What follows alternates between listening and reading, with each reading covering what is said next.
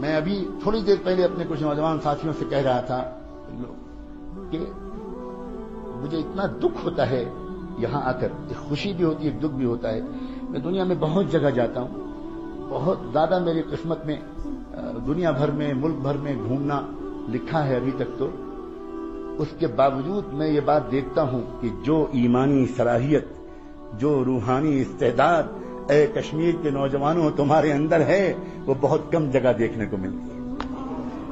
لیکن نوجوانوں، تم اپنے کو نہیں پہچان پا رہے، تم اپنے کو نہیں پہچان پا رہے. دنیا تمہارے پوٹینشیل کو پہچانتی ہے، اسی وجہ سے تم پر بہت زیادہ محنت کرتی ہے، تم پر للچائی ہوئی نگاہ ڈالتی ہے.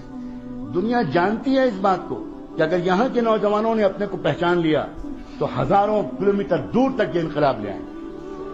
دنیا جانتی ہے تمہارے عشق کے جذبات کو، دنیا جانتی ہے تمہارے نسب کو، دنیا جانتی ہے تمہارے روحانی شجرے کو، دنیا جانتی ہے تمہارے آباء و اجداد کو، دنیا جانتی ہے امیر کبیر شیخ ہمدانی کو، دنیا جانتی ہے سید بلبل شاہ کو، دنیا جانتی ہے سلطان العارفین کو، دنیا جانتی ہے ان کی روحانی میراث کو. اور یہاں کی مٹی میں ان کے فیوض و برکات آج بھی موجود ہیں. آپ سمجھتے ہو میں تم کو دین سکھانے آتا ہوں؟ اس غلط فہمی سے نکل جاؤ. میں یہاں کی وادی سے گزر کر اپنے ایمان کو تازہ کرنے آتا ہوں.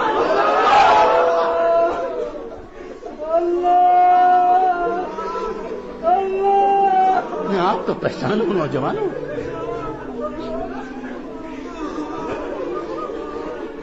میں تم سے یہ کہوں کہ تم لڑکیوں سے باتیں مت کرو. میں تم سے یہ کہوں کہ تمہاری گرل فرینڈز نہیں ہونی چاہیے. میں تم سے یہ کہوں کہ موبائل سے تم ناجائز باتیں مت کرو.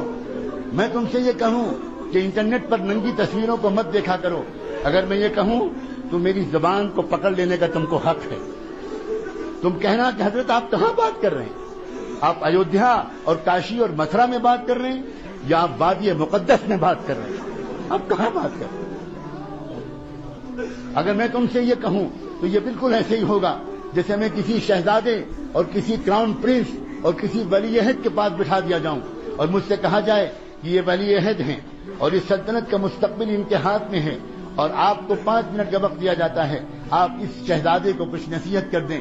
تو بتاؤ نوجوانوں، میں اس شہزادے کو کیا نصیحت کروں گا؟ میں یہ کہوں گا کہ محل کی بھنگن سے عشق مت کرنا. میں یہ کہوں گا وہ نہیں، اس شہزادے سے میں یہ کہوں گا کہ شہزادے معظم انصاف کے ساتھ اپنی حکومت چلائیے گا، غریبوں کے ساتھ ذرا اچھا سلوک کیجیے گا. بہت دن ہو گئے آپ کے علاقے کے غریبوں کو کوئی محبت بھرا رہنما نہیں ملا. میں ان سے یہ کہوں گا.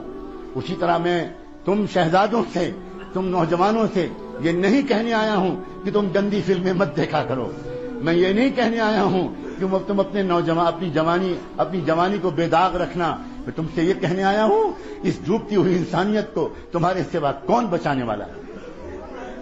تم نے کلمہ پڑھا ہے محمد الرسول اللہ، تمہارے لیے تڑپے تھے محمد الرسول اللہ، تمہارے لیے انہوں نے اپنے پیٹوں پر پتھر باندھے تھے، تمہارے لیے ان کے نواسے بھوکے رہے تھے، تمہارے لیے ان کے گھر میں 2 مہینے چولہا نہیں جلتا تھا. تم ان پر درود شریف پڑھتے ہو، تم مکے مدینے جانے کے لیے بے چین رہتے ہو. تم اور فلمیں، تم اور میوزک، تم اور گندے گانے.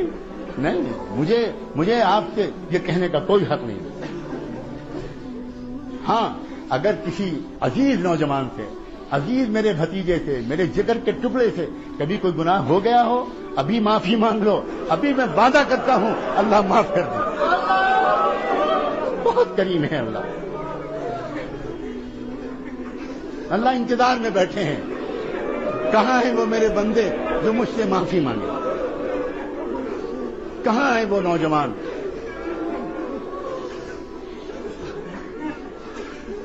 بہت کریم ہے اللہ، بہت رحیم ہے اللہ. نوجوانوں، اپنے اوپر تو رحم کھاؤ، دنیا پر بھی رحم کھاؤ. دنیا انتظار میں ہے. واللہ دنیا پاک دامن نوجوانوں کے انتظار میں ہے. انتظار میں تنگ آ گئی ہے دنیا. تنگ آ گئی ہے ناچتے ناچتے گانے گاتے گاتے، سکون نہیں مل رہا ہے. یہ کبھی اس نے شروعات کی تو اس نے اسموکنگ سے شروعات کی کہ چلو سگریٹ پیئیں گے کچھ دیر کے لیے سکون ملے گا، اس سے بھی نہیں ملا. تو اس نے سگار نکالا، چلو سگار پیئیں گے وہ ذرا دیر تک چلے گا، اس سے سکون ملے گا، اس سے بھی کام نہیں چلا. چلو پھر کچھ شراب پیئیں گے، کچھ ڈرنکنگ کریں گے، تھوڑی دیر کے لیے سکون ملے گا، وہ بھی خوب پی کے دیکھ لی، اس سے بھی سکون نہیں ملا. اس نے پھر ڈرگس کا تجربہ کیا کہ لاؤ ڈرگس کی طرف جائیں، شاید اس سے کچھ سکون ملے. لیکن سکون ان چیزوں میں نہیں ہے نوجوانوں. سکون تو تقوی میں ہے، سکون تو پاک دامنی میں ہے. سکون گناہ کرنے میں نہیں ہے، سکون گناہوں سے اپنے کو روک لینے. عجیب بات ہے یہ ذرا سی بات اگر سمجھ میں آ جائے نا تو پوری زندگی کا